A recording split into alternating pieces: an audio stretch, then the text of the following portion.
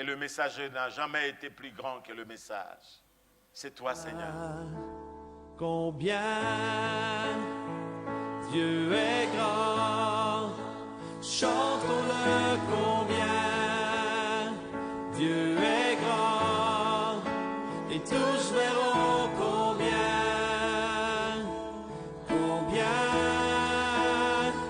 Dieu est grand,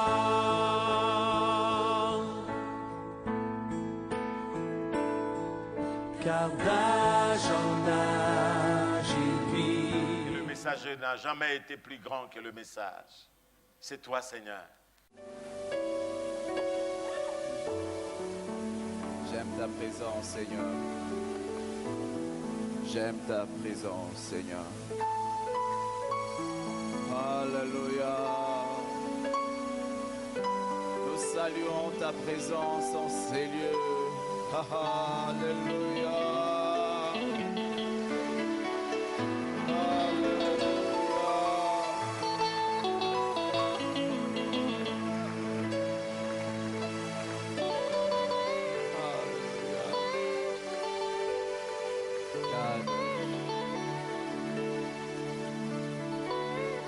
Éternel, c'est un honneur, un privilège d'être dans ta présence. Il y a des gens, Seigneur, oh Dieu, dans le monde qui sont arrêtés parce qu'ils viennent te rencontrer. Ils viennent se rassembler à des lieux de culte, ils sont arrêtés. Nous avons ce privilège de nous approcher librement de toi, Seigneur. Il y a des gens qui sont obligés de se cacher pour se réunir, Seigneur, oh Dieu. Mais dans ce pays, Seigneur, tu nous donnes la grâce de nous rencontrer librement, Seigneur. Un jour dans tes parvis vaut mieux que 1000 ailleurs, Seigneur. Ce que les hommes font en 1000 ans, tu es capable de le faire en un jour. 1000 ans, tu es capable de le faire en un jour. C'est ainsi que quand j'aurai l'occasion de m'approcher de toi, il y aura toujours de l'espoir dans ma vie. Quelque chose pourra se passer tant que je pourrai m'approcher de toi. Seigneur, je t'aime. Je t'aime, Seigneur. Je t'aime, Seigneur. Plus que tout, je t'aime, Seigneur. Bénis ces instants, Seigneur. Ce rendez-vous avec ta parole. Je sais que tu vas nous faire beaucoup de bien. Je sais que toutes les personnes qui sont venues en ces lieux ne resteront plus jamais les mêmes. Je sais, Seigneur, au lieu de voir que une page nouvelle commence à partir d'aujourd'hui. Ta parole ne sort jamais sans atteindre ses buts, Seigneur. Tu atteins tes buts aujourd'hui. Au nom de Jésus. Amen.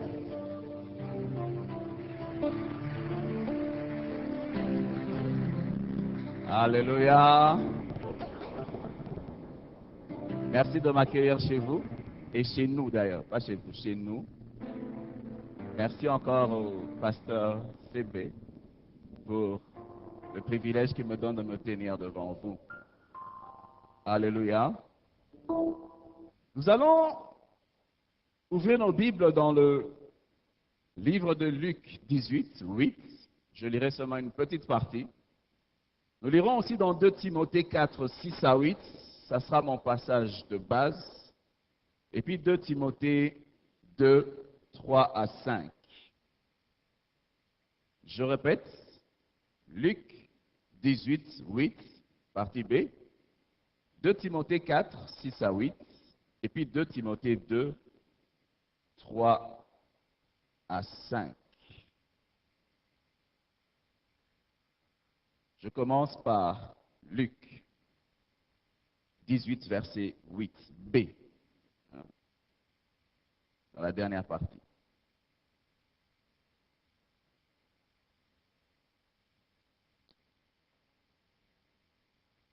Mais, quand le Fils de l'homme viendra, trouvera-t-il la foi sur la terre?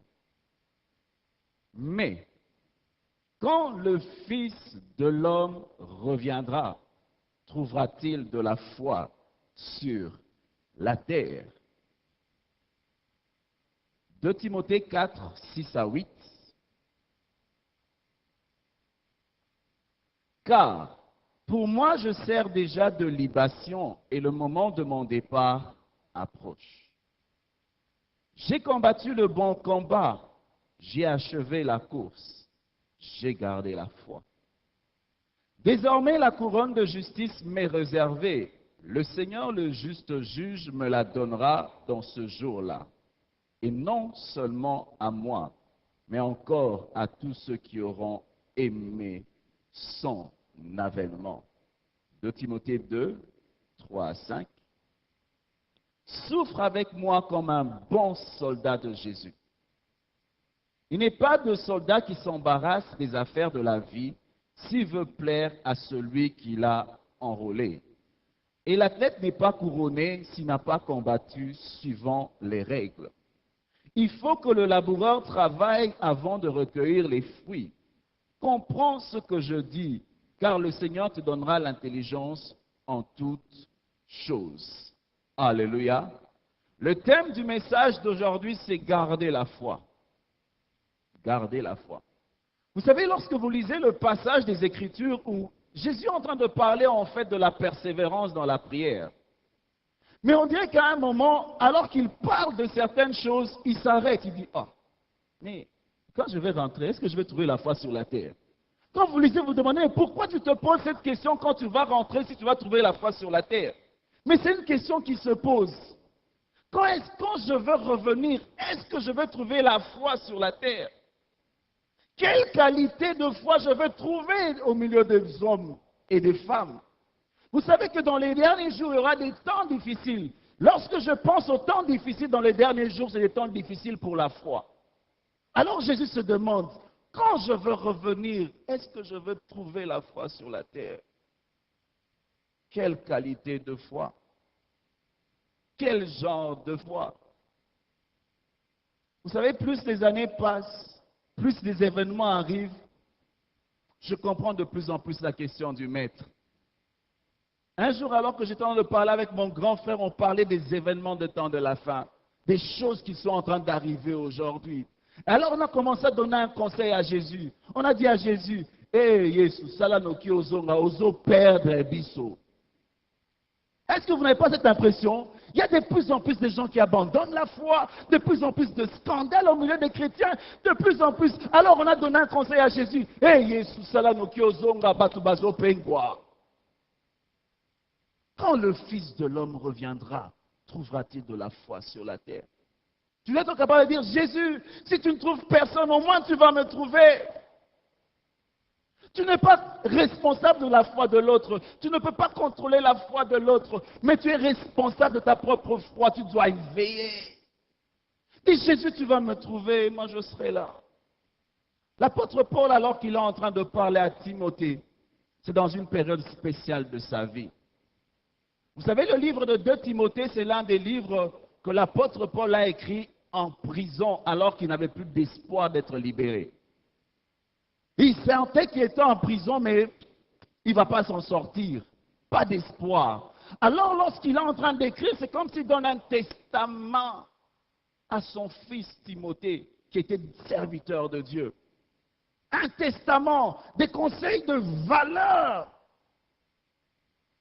qu'il donne à son fils. Et il lui dit ceci. J'ai combattu le bon combat. Moi, je trouve ça compliqué. L'apôtre Paul, c'est l'un des hommes qui a écrit à peu près 13 livres dans la Bible. Donc, si tu prends, tu enlèves la vie de Paul, on manque beaucoup de choses dans la Bible. Une partie importante, Actes, c'est l'histoire de Paul. Les épîtres, c'est lui qui les a écrits. Notre chrétienté, la plupart des explications que nous avons, c'est basé sur les lettres que Paul a écrites. Cet homme est en train de donner son testament. Et regardez les critères qu'il utilise pour évaluer sa vie. Moi, ça m'étonne. Au lieu de dire, non, tu sais, Timothée, j'ai bâti des grandes églises. Il aurait pu dire ça. Timothée, tu sais que j'ai fait des miracles. Timothée, tu sais que j'ai écrit beaucoup de choses. Non, il dit, hé, mon fils serviteur, moi, le bilan sur lequel j'évalue ma vie, c'est que j'ai combattu le bon combat. Sur cette terre, il y a beaucoup de sortes de combats. Il y a des gens qui disent, moi, je serai l'homme le plus riche du monde. Ce n'est pas un problème, n'est-ce pas? C'est un combat. D'autres disent, non, moi, je serai la plus belle femme du monde. Gloire à Dieu, c'est un combat. C'est un combat. Moi, je serai un grand politicien. C'est une bonne chose, je t'encourage. Moi, je serai un grand serviteur de Dieu. Je veux évangéliser le monde partout. Un grand évangéliste, je réunirai les foules. Ce n'est pas un problème, c'est une bonne chose. Alléluia. Mais lui, il dit, non, tu sais, moi, je n'ai pas combattu des combats. J'ai combattu le bon combat. Parlant à Timothée, dans 1 Timothée 1, 18 à 19, il dit, combat le bon combat de la foi, en gardant une bonne conscience. Alléluia. Il n'y a qu'un seul bon combat. Tous les autres, c'est des combats, mais le bon combat, c'est celui de la foi. Si tu es enseigné, tu n'as jamais donné ta vie à Jésus, j'aimerais te dire, tu as beaucoup de combats, mais tu n'as pas encore choisi le bon. Alléluia. Le bon combat de la foi commence le jour où tu dis, Jésus, je crois en toi. Je me repens de mes péchés, viens régner en moi. Tu commences, tu prends la plus belle des décisions de ta vie parce que tu commences le bon combat. Ce que j'aime, vous savez, l'homme de Dieu se mesure en fonction de sa chrétienté, pas en sa qualité de serviteur.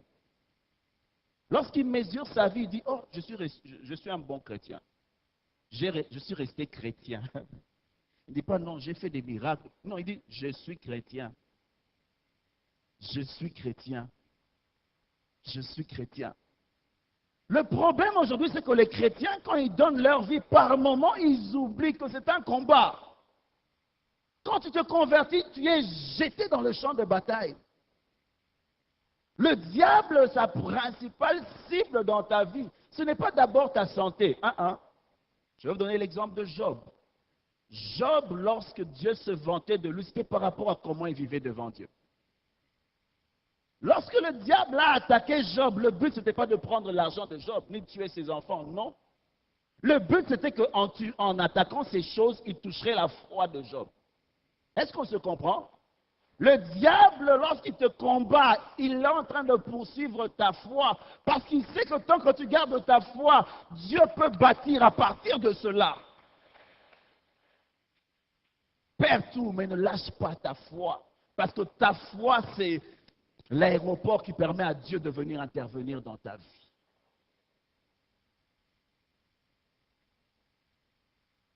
Nous sommes dans un combat. N'abandonne jamais. Lorsque je pense au combat de la foi, dans le livre d'Hébreux 11, verset 6, la Bible dit que sans la foi, il est impossible d'être agréable à Dieu. Le combat de la foi, c'est un combat où tu décides, Seigneur, dans ma vie, je veux être agréable. C'est ça le combat de la foi. Même si je suis en train de poursuivre ma carrière professionnelle, mais moi, avant tout, j'aimerais être agréable. Même si je suis en train de faire les affaires, je ne veux pas me compromettre. Pourquoi? Parce que moi, j'ai choisi le bon combat de la foi. Que sert-il à un homme de gagner le monde entier s'il perdait son âme? Tu peux devenir l'homme le plus riche du monde, la personne la plus connue du monde, mais si tu perds ta foi, tu as perdu, tu as échoué. Les hommes aujourd'hui, ils acclament certaines personnes parce qu'ils sont grands, mais quand Dieu les regarde dans son cœur, il dit, oh, il a échoué. Certaines personnes, dans leurs moments difficiles, les humains te regardent, ils se moquent de toi, tu manques de tout. Mais quand Dieu te regarde, il dit, ah, je suis fier de toi parce que tu continues à croire. Combat le bon combat de la foi. Choisis en toutes circonstances, Seigneur, je veux t'être agréable. Quel que soit ce que ça me coûte, mais moi, le combat que je choisis dans ma vie, c'est celui de t'être agréable. De t'être agréable, de ne pas chercher à plaire aux hommes, mais toi, Jésus, toi, Jésus, toi, Jésus, toi, Jésus. Il continue en le disant, garde combat le bon combat de la foi, mais en gardant une bonne conscience. Vous savez, lorsque tu es agréable à Dieu, l'Esprit de Dieu témoigne dans ton esprit que tu es agréable à Dieu.